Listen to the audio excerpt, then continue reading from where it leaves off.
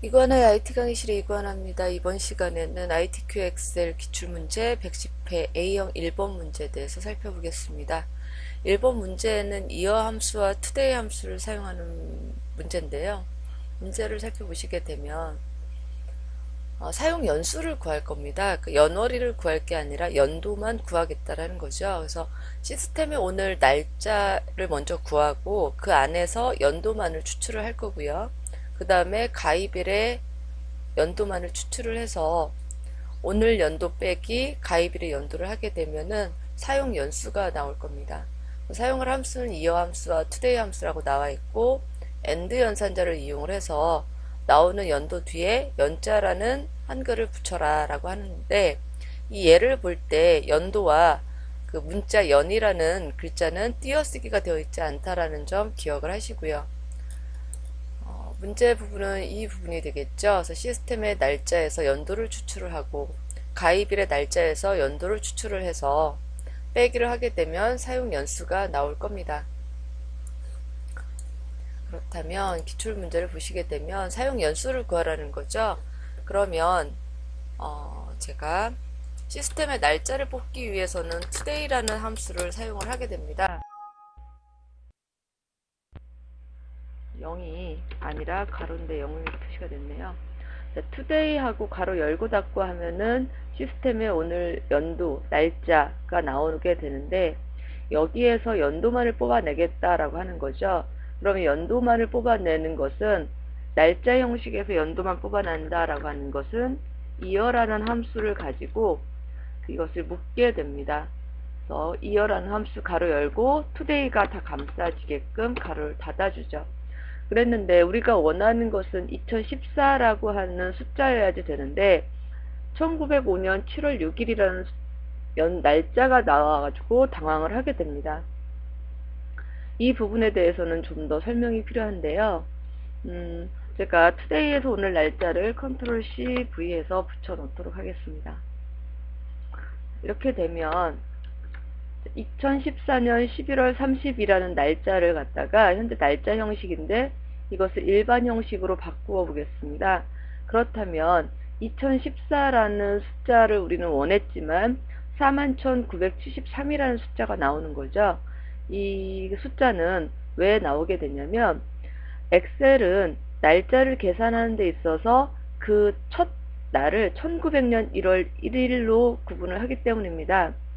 그래서 2014년 11월 30일이라고 하는 것은 1900년 1월 1일에서 41,973일이 경과한 것이 현재 날짜라고 하는 부분이죠.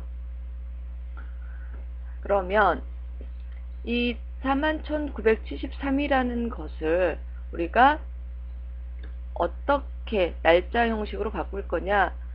1900년 1월 1일부터 41,973일이 지난 것은 현재 숫자 형식으로 저렇게 일자가 지났다라는 건데, 우리가 다시 날짜라고 하게 되면은 저것은 연월일 1900년 1월 1일부터 41,000 어쩌고가 지난 날짜가 나오게 되는 거죠.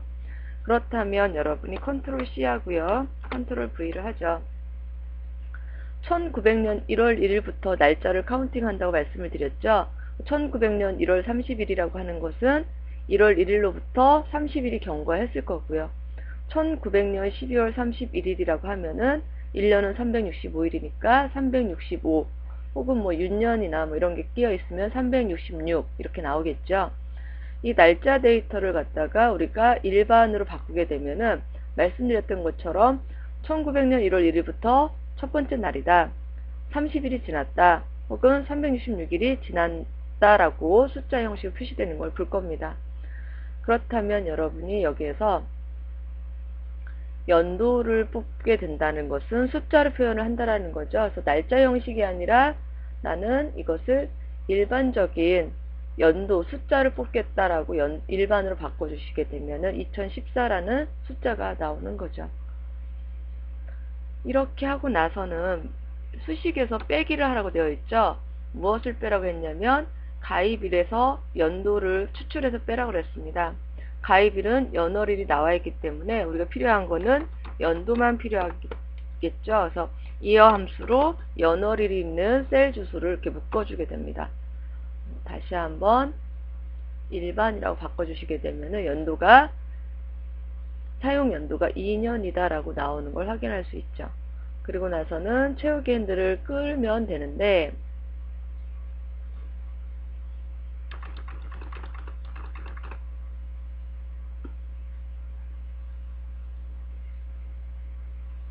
이렇게 사용 연도를 끌게 되면 나오는데, 문제에서는 엔드 연산자를 붙여서 뒤에 연을 붙이라고 되어 있죠.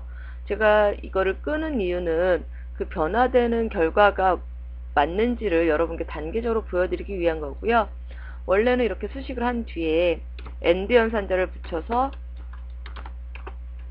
문자를 붙여주는 것까지 하시고 내리셔도 되는 겁니다. 제 엑셀의 문제죠. 재계산을 하게 되면은 이렇게 결과값이 나오는 것을 확인할 수가 있습니다. 이번 시간에 이어 함수까지 했고요. 다음 시간에는 110회 A형